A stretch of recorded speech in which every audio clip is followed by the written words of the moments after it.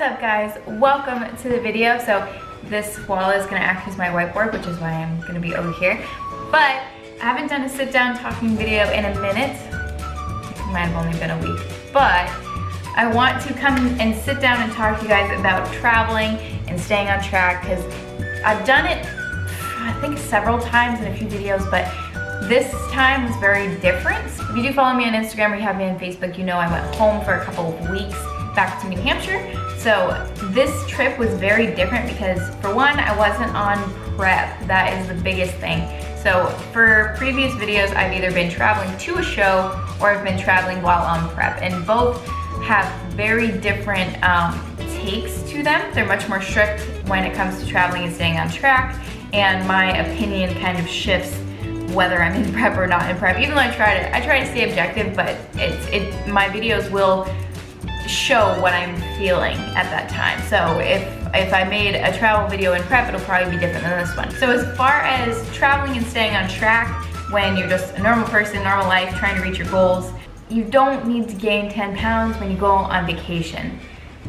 If you don't care and you don't think about it, you probably will. And it's not all gonna be water weight if you go ham. It is possible to gain a significant amount of weight when you are like on vacation for a week or a month or a couple weeks, whatever. It's possible, I've seen it happen, so don't let it happen to you. It's not worth throwing away your progress when it's really, really easy to stay on track and not be like a psycho. Trust me, I've done both sides of the spectrum. So breaking it up, we'll start at the beginning of travel. So traveling with food. Going to your destination. So I have a client who is going to Hawaii. She's gonna be on a 12-hour flight from the East Coast all the way to Hawaii. And she was like, how the hell do I prep for this? What should I do? Because regardless of what airline you're on, if you have a long trip, you're probably still only gonna have a few rounds of airplane snacks that are available to you, and then drinks. Honestly, bring all of your food for the day. Bring your food as if you would just be driving around or on a road trip and you want to bring your meals with you. So for her, what I suggested and what I suggest to you and what I do is I'll bring one big meal, something that's really dense, like sweet potato and chicken, or a sandwich and a salad, or something that's like I can easily make really calorie dense. And when you go through TSA, you are allowed, I'll show up the page right here, but you are allowed to bring food with you. So the only thing that you have to remember when you bring food is it can't be a paste, it can't be a soup, it can't be liquid. Other than that, you're free to bring whatever you want. You can bring snacks, you can bring empty water bottles, and that's another note I'll get to, but you can bring whatever you want. You just have to go through security like any other person. So you only need to bring one Tupperware container, and then I personally would bring protein bars, and then something else that's simple, but that gives you all the different macronutrients. So maybe you bring a packet of protein that you can put in coffee, or you bring a packet of protein that you can then go to Starbucks at the airport, get oatmeal, and then put your protein in your oatmeal. There's also like packets of almond butter that you can bring too. So bring one really big meal, a couple protein bars, ideally not only eating protein bars because you will be very gassy and you'll be very uncomfortable on the plane. And the only other things that I would say when you're traveling on a plane, make sure you bring like gum and an empty water bottle. Gum kind of helps tie you over if you are, say, like you get separated from your luggage and you're starving. That helps. And then an empty water bottle, because you obviously can't bring a whole water bottle with you on the plane that's full. And now when you're actually at home and you are pressured to eat out, to drink, to do whatever, it's one thing if you truly want to do those things, like deep down you really don't care about maybe putting on a couple pounds, so you go ham. But we're gonna put it in the spectrum of I care, I don't wanna lose my progress, I don't wanna be rude and say no, but I really don't wanna do those things in the capacity maybe you would if you didn't have goals right now.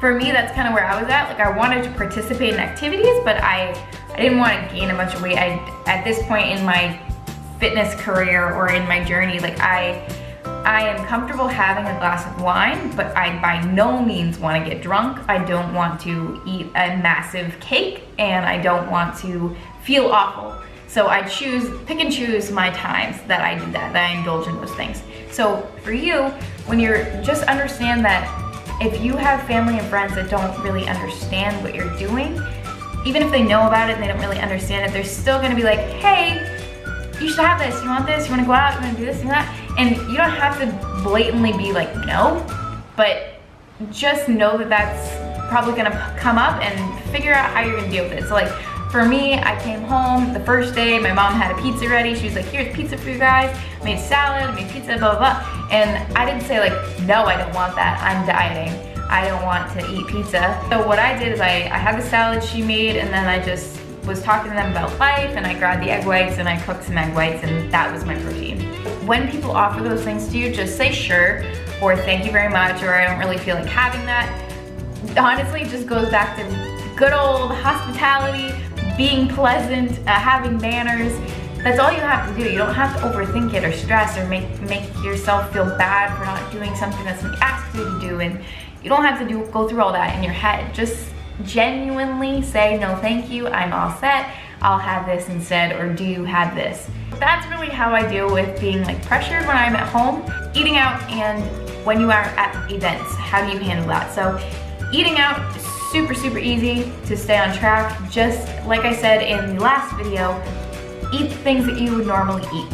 So I'll pop up the video, but eat the things that you would normally eat, that is the key. But then using keywords like having carbs dry, having things grilled, having things steamed, any of those keywords will help you out. Don't cook it in oil or butter, just use cooking spray. Those easy things that you can say that will make your meal really easy to track, really macro friendly, diet friendly, anything like that. Don't feel like you need to over explain yourself. It's absolutely not necessary. I know from experience, trust me. If you have a barbecue, if you have something like that, don't feel like you cannot eat there. At the event, most likely there's going to be something you can eat first of all that's going to be just normal food. Like, it's not like, unless, there are definitely exceptions to this, but unless your only option is mac and cheese, very likely you will find something that you can eat. So, and granted, maybe your tracking isn't perfect, that's fine, just estimating is fine, especially just for one day. And if you're at an event and you want to have a piece of cake, if it's your grandma's birthday, like, have a piece of cake, just maybe don't have one the size of your face, have just like a normal size one, and then go back to your normal diet for the rest of the day. And if you can't track that, don't freak out, it's okay. It's totally fine, it's not gonna affect your progress, that one piece of cake, trust me. The other big tip is just keep your goals in mind when you're going about all of this. So don't feel bad about the goals you have. First and foremost, don't let anybody make you feel bad about the goals you have. If you go into a situation prepared, like all these things I'm telling you, it's not gonna be a big deal. It's not going to be overwhelming or stressful. Just keep your goals in mind, and if you have to explain your goals, then explain them, and people will probably take interest to that. It won't be a big deal. So if you're staying at a house, like, tell them your staple foods so that they have it there, or plan to go to the grocery store when you get there, and then it's fine. Those are my best tips for traveling, staying on track, really being successful, and not feeling stressed or overwhelmed when you are traveling and you do have goals, and how to not gain 10 pounds on vacations.